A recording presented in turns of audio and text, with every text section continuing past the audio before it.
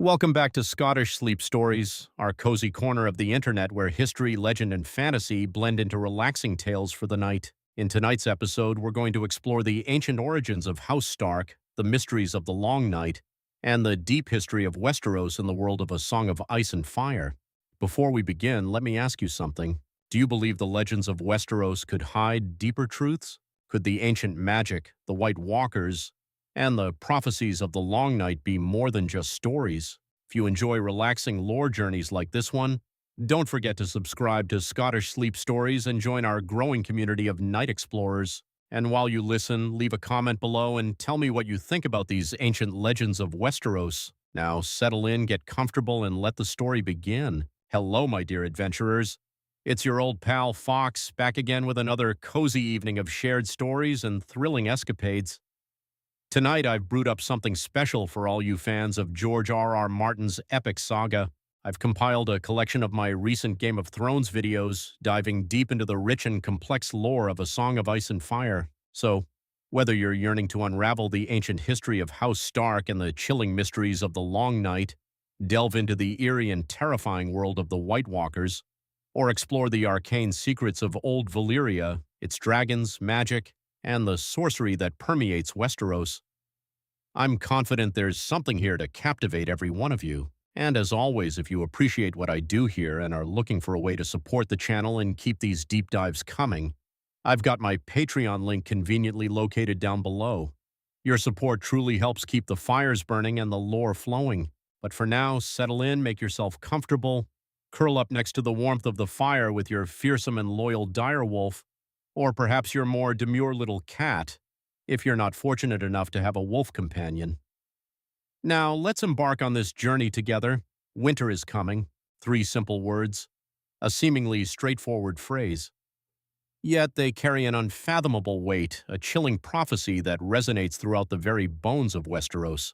While the mottos of other noble houses often ring with boastful pronouncements or thinly veiled threats, the Stark family's warning stands apart. It is not a boast, nor is it a threat. It's a solemn promise, an acknowledgement of the fundamental truth that governs not just the unforgiving North, but the entirety of Westeros, that darkness in its myriad forms will always return. And when it does, someone, somewhere, must be ready to face it. As old Nan, the ancient and wise storyteller, warns the young Starks gathered around her knee. "Oh, my sweet summer child," she'd croon, her voice raspy with age and steeped in the wisdom of countless winters. "What do you know of fear? Fear is for the winter, my little lord, when the snows fall 100 feet deep and the ice wind comes howling out of the north.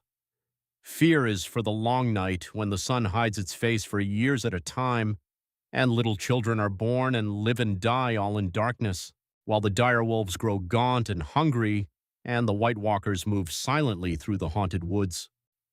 And in the vast, unforgiving expanse of the north, a land steeped in ancient magic and haunted by forgotten gods, there stands a fortress, a bastion against the encroaching darkness that has weathered 8,000 years of storms, wars, and the long night itself, Winterfell.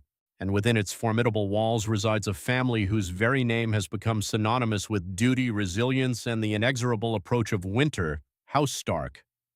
So, how did it all begin?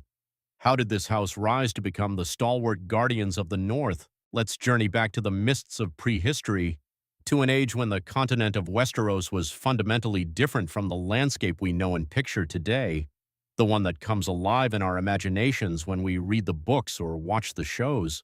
We're talking long before the Seven Kingdoms were united under the Targaryen dynasty, even before the Andals crossed the Narrow Sea, bringing with them their seven-pointed star and their new faith. Those ancient days, the continent was inhabited by 2 very different peoples locked in a perpetual struggle for survival. The first inhabitants were the Children of the Forest, a mysterious non-human race shrouded in enigma. They stood no taller than human children, yet their lifespan stretched for centuries, allowing them to accumulate a profound understanding of the natural world and its hidden forces. These beings possessed skin as dark as tree bark, large, luminous eyes that shimmered with gold or green, and most importantly, they wielded magic. Magic came to them as naturally as breathing. They could slip into the minds of animals, seeing the world through their eyes. They could shape change into beasts of the forest, becoming one with the wilderness. And perhaps most significantly, they could commune with the ancient weirwood trees, the heart of their spiritual beliefs. These were massive trees, their bark a stark white against the dark green of the forest, their leaves a vibrant red. And carved into their trunks were faces, ancient and knowing. The children worshipped these nameless old gods through the weirwoods, believing that the spirits of their ancestors lived on within the trees themselves, watching over them, guiding them. Then came the first men, human invaders from across the narrow sea, driven by a thirst for land and armed with bronze weapons, tools of war unknown to the children of the forest. I've explored this conflict in greater detail in some of my other videos, but what followed was a truly long and brutal war, a clash between two fundamentally different cultures. The children, guardians of the forest, used their magic to defend their ancient homelands, while the first men, with their relentless determination, cut down the sacred weirwoods, claiming territory for their own. The children could command ravens to carry messages across vast distances. They could transform into wolves and bears, engaging the invaders in ferocious combat, and among them were special individuals known as green seers, who possessed the extraordinary ability to see across vast distances and even through the veils of time itself, using their deep connection to the mystical weirwood network. But eventually, the relentless pressure of the first men, coupled with the sheer exhaustion of endless warfare, forced both sides to seek peace. The pact was signed on the Isle of Faces, a sacred and neutral ground, dividing the continent between the children, who would retain their beloved forests, and the first men, who could claim the open lands for their own. More importantly, a significant number of the first men began to adopt the religion of the children, abandoning their own gods and turning to worship at the foot of the weirwood trees. It was from this blending of cultures, this unlikely union of magic and steel, that the Age of Heroes emerged.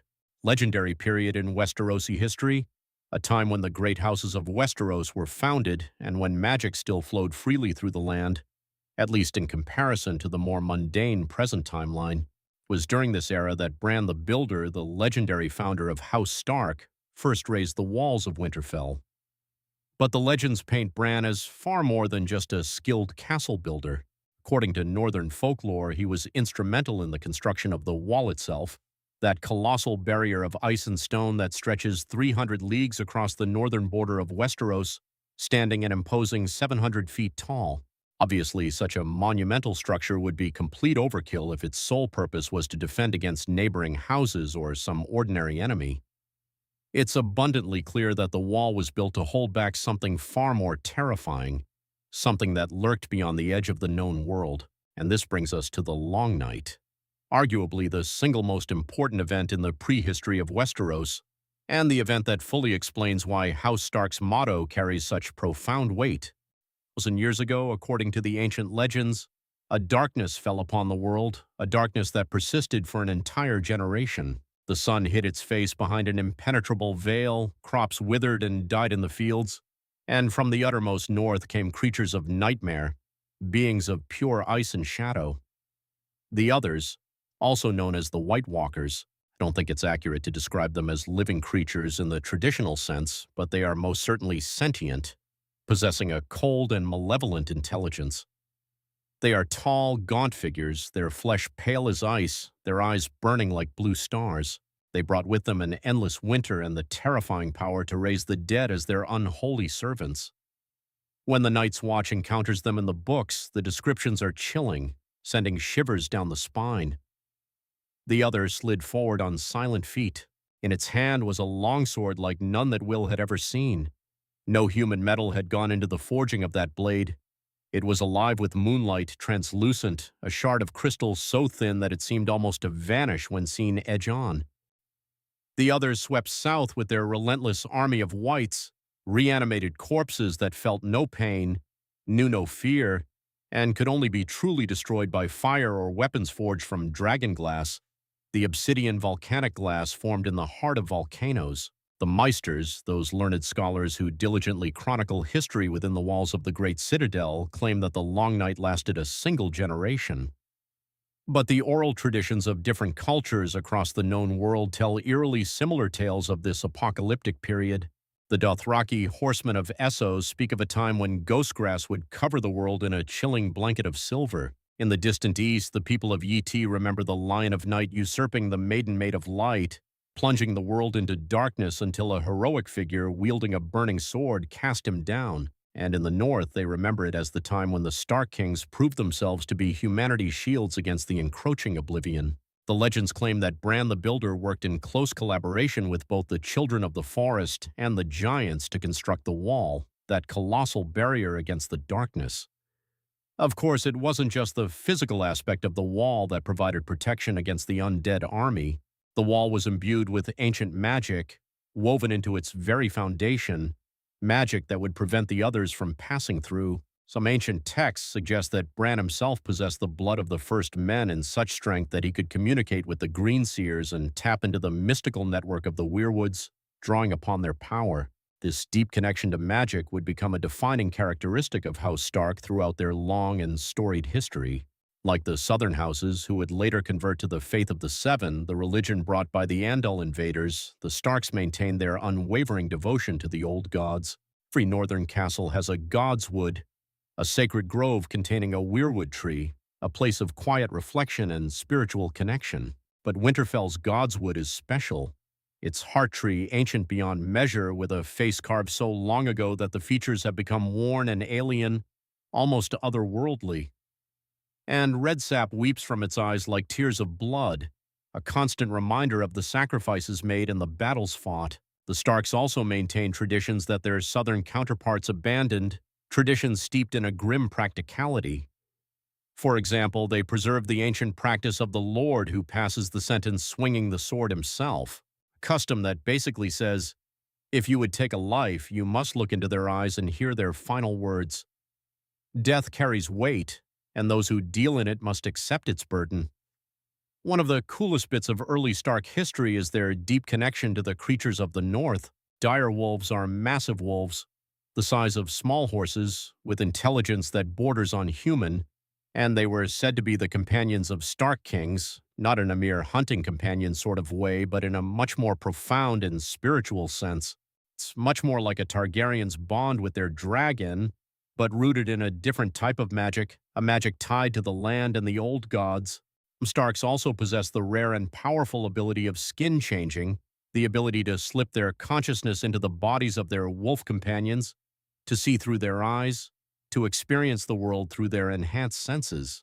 This ability, passed down through bloodlines touched by the old magic, allowed them to scout vast distances and detect threats that other, more ordinary men couldn't have noticed in time. But aside from their lineage and literal bloodline, the very stones and construction of Winterfell tell the story of a house that had never forgotten the chilling reality of supernatural threats. The castle's crypts extend deep underground, a labyrinth of stone passages filled with stone statues of Stark kings and lords stretching back thousands of years. Each effigy holds an iron sword across its lap, placed there not as a symbol of power, but as wards against the restless dead, a constant vigil against the return of the Long Night. The Starks understand deep in their bones that some enemies, like their ancient undead foes, can't be defeated through political alliances or marriage pacts.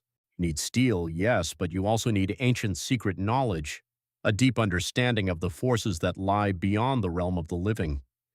Winterfell is built over natural hot springs that keep its halls warm throughout the brutal northern winters, while some more practically minded Meisters attribute this to volcanic activity deep beneath the earth. There are also more mystical explanations, owing to the long and mysterious Stark history. The small folk, the common people of the north, whisper tales that dragons sleep deep beneath the castle, and it's their fiery breath that warms the stones. But honestly, that's probably just small folk nonsense, charming as it may be. The ideas that hold more weight, in my opinion, are the ones that suggest Winterfell was built over a site already sacred to the Children of the Forest, a place where the barrier between the physical world and the realm of spirits grows thin, which would explain why the Starks have always seemed more attuned to supernatural forces than their southern counterparts, even long after magic had supposedly left the world.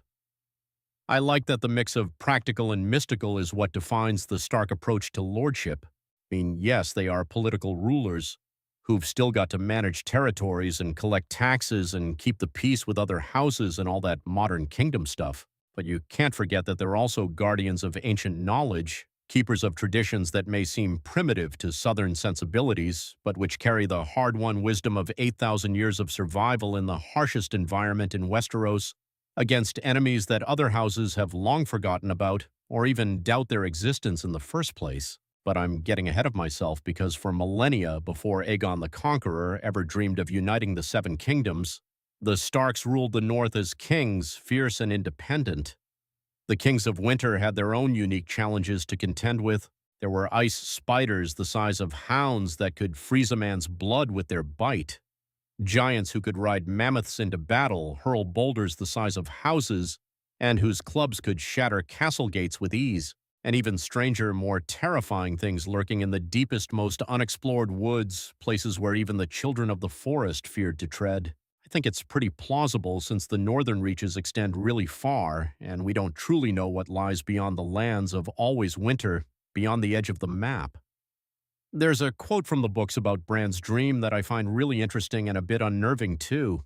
It says, "And he looked past the wall, past endless forests cloaked in snow, past the frozen shore and the great blue-white rivers of ice and the dead plains where nothing grew or lived, to the curtain of light at the end of the world. And then beyond that curtain he looked deep into the heart of winter, and then he cried out afraid, and the heat of his tears burned on his cheeks." A rather mysterious and controversial figure in early Northern history is the Night's King. To avoid any confusion, I want to make it clear that this is not the same as the Night King from the Game of Thrones show. They are two distinct characters, despite the similar names. So, according to Old Nan's tales and various in-universe historical accounts, the Night's King was the 13th Lord Commander of the Night's Watch, who fell deeply in love with a woman described as having skin as white as the moon and eyes like blue stars, a description that strongly suggests she was one of the others, a being of ice and darkness. This Night's King ruled from the Night Fort, the largest castle on the Wall, for 13 years, making sacrifices to the others and ruling through dark magic and terror, plunging the Night's Watch into an era of corruption and despair. So, what makes this legend actually relevant for House Stark? How does it tie into their history? The answer lies in how it all ended.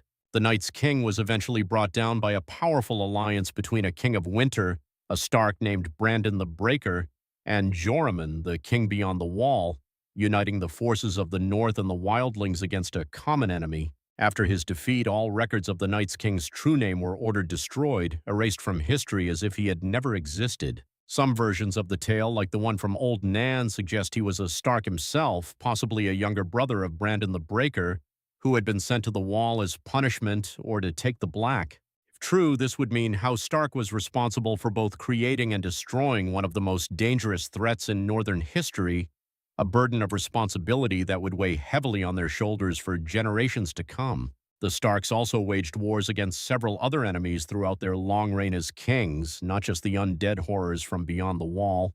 They conquered the Marsh Kings who ruled the Neck, bringing the Crannogmen under their dominion. The Crannogmen were known for their unique guerrilla warfare tactics, stealthing through the treacherous swamplands and fighting alongside lizard lions, massive crocodilian creatures native to the marshes, making them formidable and elusive foes.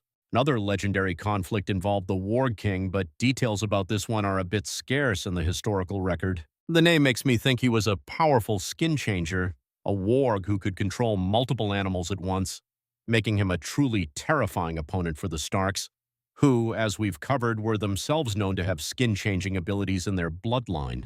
One of the most historically documented Kings of Winter was Theon Stark, known as the Hungry Wolf, a fearsome warrior and a ruthless leader. Around 2,000 years ago, when Andal raiders began attacking the northern coasts, seeking to plunder and conquer, Theon sailed across the Narrow Sea with his own fleet, burned the Andal towns that had launched the raids, and, according to legend, fed some of the captured Andal leaders to his wolves, sending a clear and brutal message to any who would dare threaten the North. This decisive action effectively ended Andal attempts to conquer or raid the North as they turned their attention to easier targets in the South, leaving the Starks to rule their kingdom in peace. The Starks also faced constant threats from wildling kings beyond the Wall, leaders who sought to unite the disparate tribes and lead them south in search of fertile lands and warmer climates. Raymond Redbeard, a king beyond the Wall, managed to lead his people over the Wall and deep into the north around 200 years before Aegon's conquest. breaching the seemingly impenetrable barrier. He was eventually stopped at Long Lake by the combined forces of the Starks and their bannermen, though not before causing significant damage and sowing chaos throughout the north. Raymond himself was killed by Artos Stark, who would later be known as Artos the Implacable, a testament to his unwavering resolve and his ruthless pursuit of justice. As with everywhere else in Westeros, the gradual decline of magic in the world affected the Starks as well. Direwolves, which were once common throughout the north, became increasingly rare, retreating to the deepest wilderness areas, their howls fading into the silence of the untamed lands. The giants who had once helped build the wall retreated beyond it entirely, vanishing into the mists of legend, their footsteps echoing only in the ancient tales told around winter fires. The children of the forest, who had made peace with the first men thousands of years earlier, largely disappeared from human lands, their magic fading, their presence becoming a distant memory. The year 1 AC marked the end of an era that had lasted 8 millennia. Aegon Targaryen, known to history as Aegon the Conqueror, landed on the shores of Westeros with his sister wives, Visenya and Rhaenys, 3 magnificent dragons, and a relatively small army. The conquest that followed reshaped the political landscape of the continent forever, ushering in a new age of Targaryen rule. And for House Stark, it meant the end of their ancient independence, the culmination of thousands of years of sovereignty. When Aegon began his conquest, Torrhen Stark was the King of Winter, ruling from Winterfell as his ancestors had done for countless generations. To be fair, the situation he was facing was completely unprecedented for House Stark. Previous threats had come from wildlings beyond the Wall, rival kings within Westeros, or supernatural enemies that had at least been driven back once before. But dragons were something else entirely, a force of nature unlike anything Westeros had ever seen. The southern kingdoms had already learned this lesson the hard way, their armies and castles reduced to ashes by the Targaryen dragons. At the Field of Fire, the combined armies of the Reach and the Rock, consisting of over 55,000 men, had been utterly routed by a much smaller Targaryen force when all 3 dragons took to the battlefield, unleashing their fiery fury upon the unsuspecting ranks. King Mern Gardner of the Reach and King Loren Lannister of the Rock had both fled the field, though only Loren survived the carnage. The supposedly impregnable castle of Harrenhal, the largest and most formidable fortress in Westeros, had been reduced to smoldering stone and slag in a single night, its thick walls melted by dragonfire. Torrhen Stark wasn't dumb. Unlike some of the southern kings who had charged headlong into destruction, blinded by pride and a false sense of security, the King of Winter understood the grim reality of the situation. He had already called his banners and marched south with an army of 30,000 Northmen, a formidable force hardened by the harsh conditions of the north. But as he reached the banks of the Trident and saw the Targaryen host arrayed across the river with Balerion, the Black Dread, Vihagar, and Meraxes circling overhead, their shadows casting a pall over the land, he made a fateful decision, a decision to save the North from the devastation that had befallen other kingdoms. The meeting between Torrhen Stark and Aegon Targaryen took place on neutral ground between the opposing armies, a tense and pivotal moment in Westerosi history. What exactly was said during their private conference remained shrouded in mystery, lost to the mists of time, but the outcome was undeniably clear. Torrhen knelt before Aegon, surrendering his ancient crown and accepting the Targaryen as his rightful king, bending the knee to the dragon. For this act, history would remember him as Torhen, the king who knelt, a title that some might consider shameful, a mark of cowardice. But realistically, it's the only reason House Stark stayed in power, the sole reason they weren't wiped from the face of Westeros. Like the Gardeners, who had chosen death over submission and saw their ancient bloodline extinguished, or the Durandons of Storm's End, who fought and lost their independence anyway, the Starks preserved both their lives and their position as the paramount house of the North, ensuring the survival of their people and their traditions. Aegon, recognizing both the wisdom of Torrhen's submission and the value of keeping experienced rulers in place, named him Warden of the North, a position that would remain with House Stark for the next 3 centuries, solidifying their authority and ensuring their continued influence over the vast and unforgiving northern territories. The transition from independent kingdom to Targaryen vassal required some pretty significant adjustments for House Stark, a shift in power dynamics that challenged their long-held traditions. They retained control over the north, continuing to hold court at Winterfell, dispensing justice and governing their ancestral lands. But they now owed military service to the Iron Throne, required to answer the call to arms whenever the Targaryens went to war.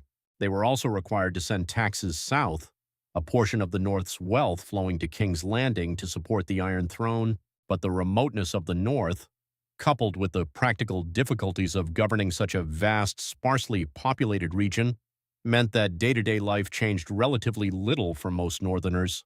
Starks continued to follow the old gods, maintaining their godswood and practicing their traditional customs, shielded from the more pervasive influence of the South.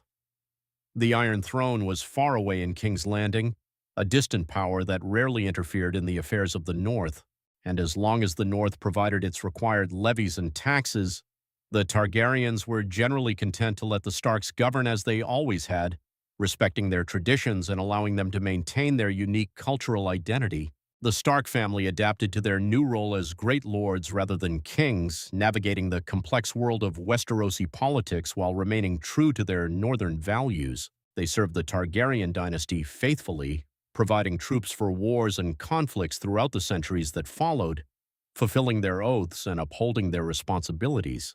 When called upon, northern armies marched south to fight in the Targaryens' wars, their banners bearing the sigil of the direwolf, a symbol of their loyalty and their fierce determination. But they always returned to Winterfell when the campaigns ended, their hearts belonging to the North, their allegiance forever bound to their ancestral home. A big test of Stark loyalty came during the faith-militant uprising against King Maegor Targaryen, known as Maegor the Cruel, a reign of terror marked by brutality and religious persecution. The faith-militant were religious warriors who opposed Targaryen rule, fueled by religious zealotry and a deep hatred for their practice of polygamy and incest, practices that violated the core teachings of the Faith of the Seven. But since the North followed the old gods rather than the Seven, they had no religious objection to Targaryen practices, viewing the conflict as a matter of southern politics that had little bearing on their own beliefs. And besides, even though they didn't exactly harbor any love for Maegor's brutal ways, they understood that religious civil war would bring chaos and suffering to all of Westeros, tearing the realm apart and leaving it vulnerable to external threats. And so the Starks stayed loyal to the Iron Throne during this turbulent period, helping to suppress the uprising and demonstrating that their oath of fealty was genuine, a testament to their commitment to stability and order. And came the biggest crisis in Targaryen history, a cataclysmic event that would once again test the Stark loyalty, pushing them to the very limits of their endurance. This was the Dance of the Dragons, the devastating civil war that tore the realm apart from 129 to 131 EAC, a bloody and brutal conflict that pitted Targaryen against Targaryen, dragon against dragon. When King Viserys died, two claimants emerged for the Iron Throne, plunging the realm into chaos. One was his daughter Rhaenyra, whom he had named as his heir, a woman of strong will and ambition. The other was his son Aegon II, whom the small council crowned after Viserys' death, disregarding the king's declared wishes and sparking a succession crisis. The realm split between the Blacks, supporting Rhaenyra's claim, and the Greens, supporting Aegon's claim, each side vying for control of the Iron Throne and the power that came with it. Lord Cregan Stark, known as the Old Wolf, found himself in a tough spot, caught between his oath and the welfare of his people. The North's military strength was considerable, and whichever side secured Stark support would gain a significant advantage, tipping the scales in their favor. But Cregan was known for his cautious nature, his wisdom, and his unwavering focus on the long-term welfare of his people rather than immediate political gain. Initially, he was slow to commit to either side, weighing the risks and benefits carefully. The North was far from the centers of conflict, and he had no desire to march his armies south to die in what many saw as a purely dynastic dispute, a power struggle that had little to do with the North's interests. And especially being a Northerner, deeply rooted in the traditions of the old gods, he knew that being divided would only weaken them ahead of the true threat, the chilling prospect of the Long Night returning. However, he had sworn an oath to support Rhaenyra's claim, an oath that he took seriously. And when Jace Velaryon, Rhaenyra's son and heir, flew north on his dragon Vermax to personally request aid, appealing to the Stark's sense of honor and duty, Cregan felt compelled to honor that commitment, to uphold his word. The meeting between the Dragon Prince and the Wolf of Winterfell resulted in the Pact of Ice and Fire, a formal agreement between House Stark and House Targaryen that would forever bind their fates together. The pact included several key provisions. The North would provide 2,000 men to fight for Rhaenyra, seasoned warriors known as the Greybeards, because they were older men whose deaths would not deprive the North of its future, ensuring that the younger generation would remain to defend their homeland. Return, Jace agreed that when he became king, he would send a daughter to marry Cregan's heir, forging a strong bond of kinship between the two houses and solidifying their alliance for generations to come. More immediately practical for the war effort, Jace also left behind dragon eggs, hoping that they would hatch and provide the North with its own dragons, bolstering their defenses and giving them a powerful new weapon in the fight against the Greens. But these proved to be useless, cold, and lifeless. The eggs had turned to stone long ago, their potential forever dormant. Craig's army, while not the largest to take the field during the Dance of the Dragons, was a force to be reckoned with. Forged in the harsh lands of the North, these were hardened Northmen, each warrior battle-tested and fiercely loyal. They had proven their mettle time and again, their axes stained crimson in countless skirmishes. Yet fate, as it often does, had a cruel twist in store. By the time Craig's seasoned warriors finally reached the war-torn south, the dance was essentially over. The principal figures, Rhaenyra and Aegon, were dead, their charred remains monuments to the dragonfire that had consumed them. The magnificent beasts they rode, the dragons that had once symbolized Targaryen power, were mostly gone, their roars silenced forever. A great many of their supporters were also lost.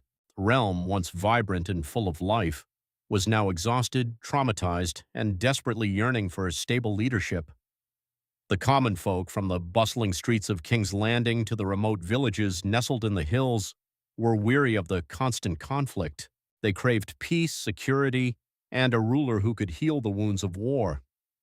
With King Aegon III still a child, barely old enough to grasp the weight of the crown, and the realm teetering on the brink of chaos, someone needed to step forward and take charge, one with strength, resolve, and unwavering loyalty.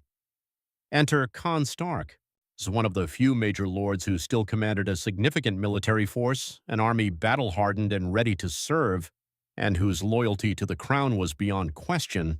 Con emerged as a beacon of hope in the storm-tossed realm. He reluctantly but dutifully assumed a new position of power, Hand of the King.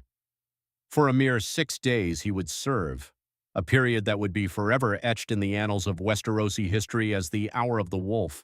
During his brief tenure as Hand, Con Stark brought the stark, unyielding justice and governance of the North to the chaotic South.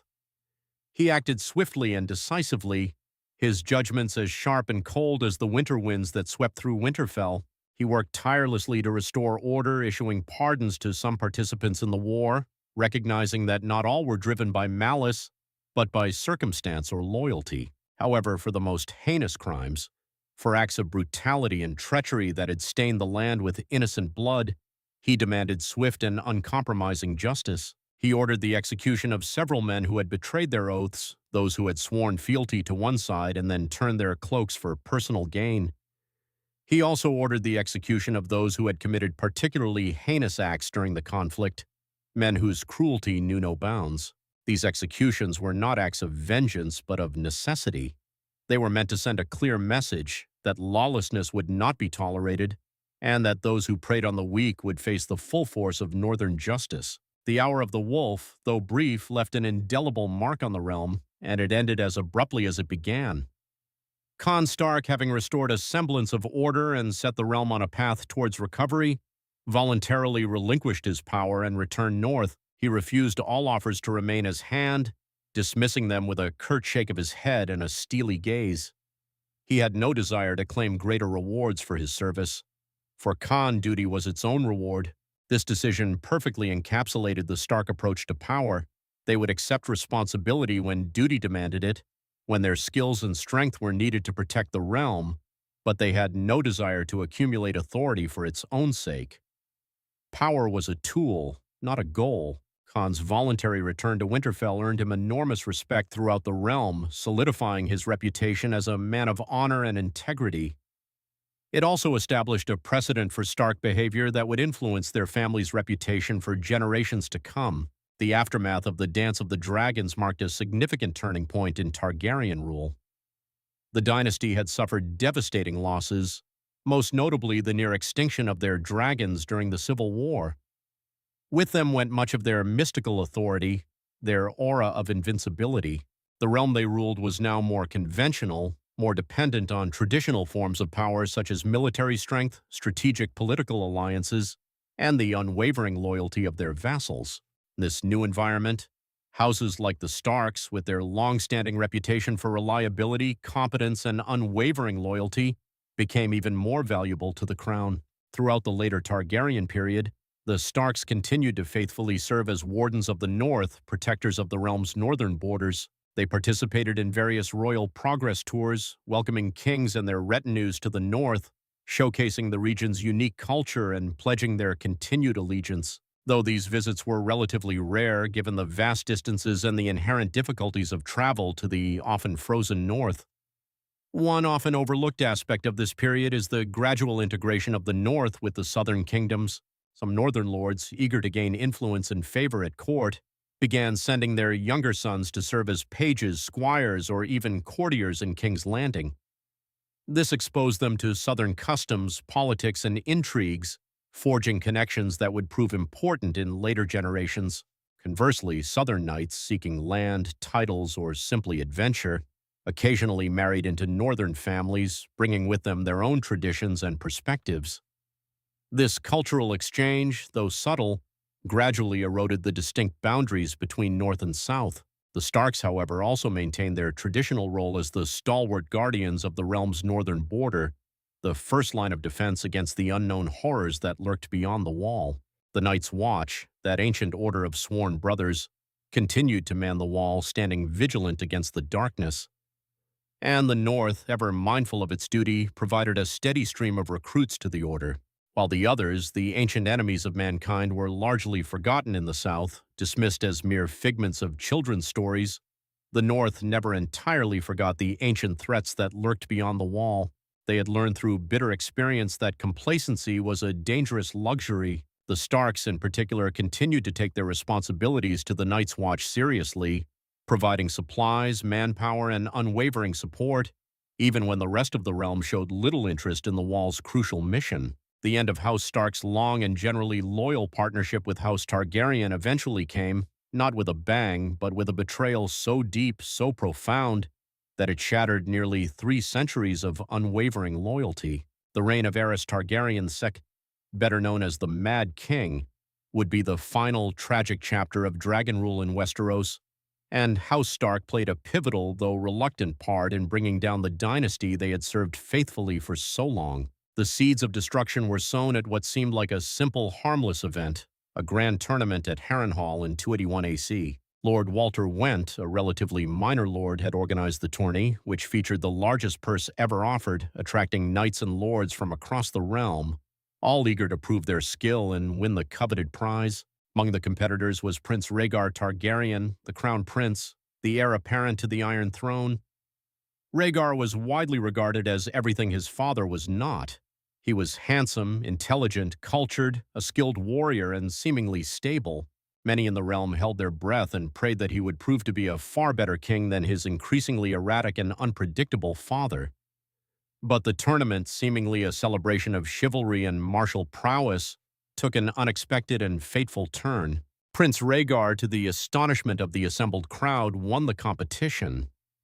But instead of celebrating his victory with his wife, Elia Martell of Dorne, he rode past her, ignoring her presence entirely. In front of thousands of witnesses, he presented the crown of winter roses, a symbol of beauty and honor, to Lyanna Stark, the daughter of Lord Rickard Stark and sister to his heir Brandon. This public slight to Princess Elia was shocking enough, a breach of courtly protocol that sent ripples of unease through the assembled nobility. But for those who knew how to read the signs, for those who understood the intricate dance of Westerosi politics, it meant something far more dangerous was brewing. Lyanna Stark was already betrothed to Robert Baratheon, Lord of Storm's End, one of the most powerful and charismatic young lords in the realm. Robert was known for his unmatched prowess in battle, his legendary appetites for food, drink, and women, and his fierce, unyielding temperament. The mere suggestion that Prince Rhaegar might harbor romantic designs on Robert's intended bride was akin to tossing a torch into a political powder keg.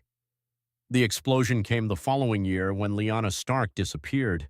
Whether she was abducted by Rhaegar, taken against her will and held captive, or whether she went with him willingly, drawn by some unseen force or shared desire, remains a mystery shrouded in speculation and debate. The truth, like a phantom, continues to elude even the most diligent historians of Westeros.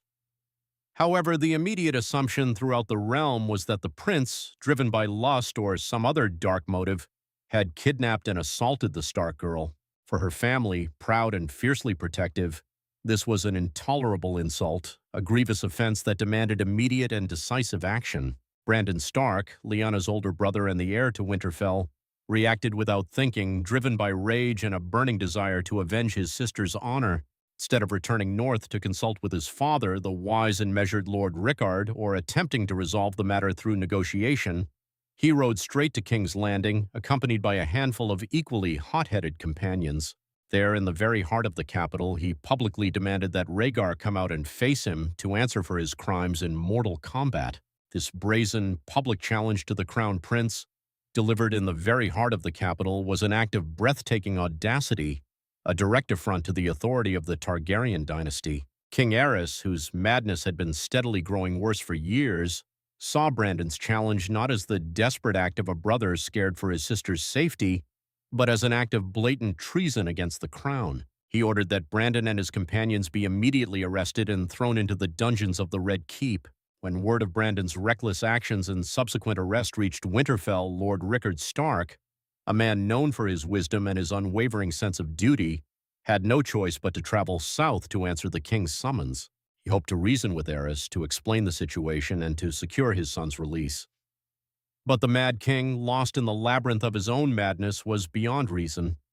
He accused both Rickard and Brandon of treason, dismissing their pleas for understanding. Declaring that they would face trial by combat, Aerys twisted the ancient tradition into a grotesque mockery of justice. Instead of appointing a champion to fight for the crown, as was customary, Aerys declared that fire would be his champion, a cruel and ironic twist that reflected the Targaryens' fiery sigil. Lord Rickard Stark, a seasoned warrior in his own right, was suspended from the rafters of the throne room, clad in his full plate armor. Beneath him a fire was lit, its flames licking at his feet, slowly roasting him alive. Brandon, forced to watch in horror, was bound nearby with a noose around his neck and a sword placed just out of reach. The more he struggled to save his father, the tighter the noose became, slowly choking the life out of him as he desperately tried to reach the blade. The murders of Rickard and Brandon Stark were acts of pure madness, a flagrant violation of the laws of gods and men. Lords who came to court under the king's protection were supposed to be safe, their lives guaranteed by the sacred laws of hospitality, and trial by combat was meant to be a fair fight between warriors, a test of skill and strength, not a sadistic execution by torture.